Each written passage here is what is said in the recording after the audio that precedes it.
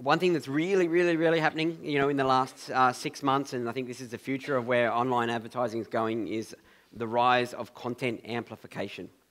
So we spoke a little bit about this before, but I hadn't really defined it.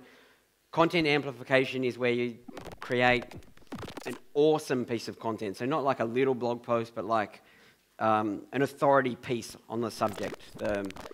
The insider's guide to Logitech, display clickers. Everything you need to know, from how it goes into the thing to how to point it and click it, that kind of. And it's got photos and it's got videos, and it's really the authority type piece.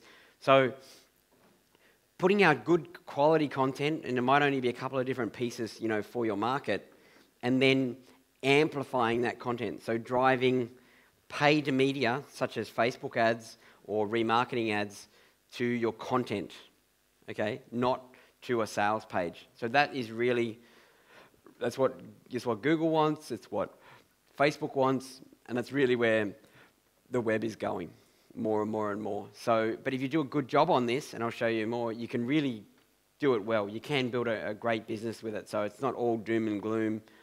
That is just a reality. So here's how it works. So you create an engaging piece of content, on your blog or your website, and you share it on your social media channels. So you always start with something on your website first, and then push it out.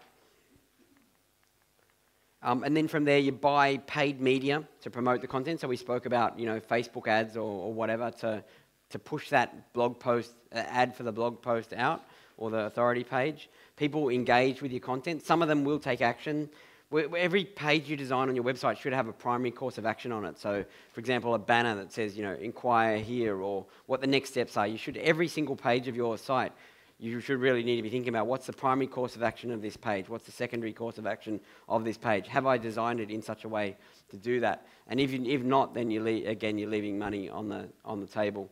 So prospects may take up your offer, or they may leave your site. And then if they leave your site, then that's okay, because we just remarket to them again to the next piece or the whatever. But basically, once you get your hooks on them from a cookie point of view, if you do a good job on your content and you do a good job on your offers, they basically, even though that cookie list will expire after 30, 60, 90, 180 days, whatever you've set it at, if you've done a really good job, what's great about this is the people who are not interested, so say, for example, you weren't engaging with my marketing message, you thought I was a boring, whatever, then you wouldn't be engaging with the content, you'd drop off my cookie list. But say John, he really did like my marketing message and thought it was good, and he was seeing this bit, and then he went over and he saw that bit, and then later on went down to buy, then I would want you on my cookie list because you're actively engaged. So it actually works out a fair system. But so this content amplification, that's really more and more of where things are going. This is also a great thing that you can do, and I know there's certain businesses where there's not a lot of search volume. What you can do is, knowing that, hang on, if this is where the web is going, it says content amplification, because one of the best ways to make money on the web is to know where things are going, and then to position yourself ahead of the curve, and then it all catches up. So if this is where the web's going, why not start thinking about, what are the main messages that my market really wants to know? And then how can I write an authority piece on each of those, or a video or whatever, and then do that content amplification. So it doesn't matter if they're not searching. If I can target them, I can start to position myself now as a thought leader, then start to cookie and remarket them and follow them around the web. And when the message is right, if you're doing a good job, it sort of sorts and sifts itself. A certain percentage of people will put up their hand and say, you know what, I'd love to talk to you guys more about what you do, and other people won't be interested, and that's fine. That's just the way it works. So let's look at a use case now. And if it's still relevant, you can promote it again later. So a use case that I saw that was just really resonated with was there was a security firm in the US, and they got this permission from a bank to do what's called an ethical hack.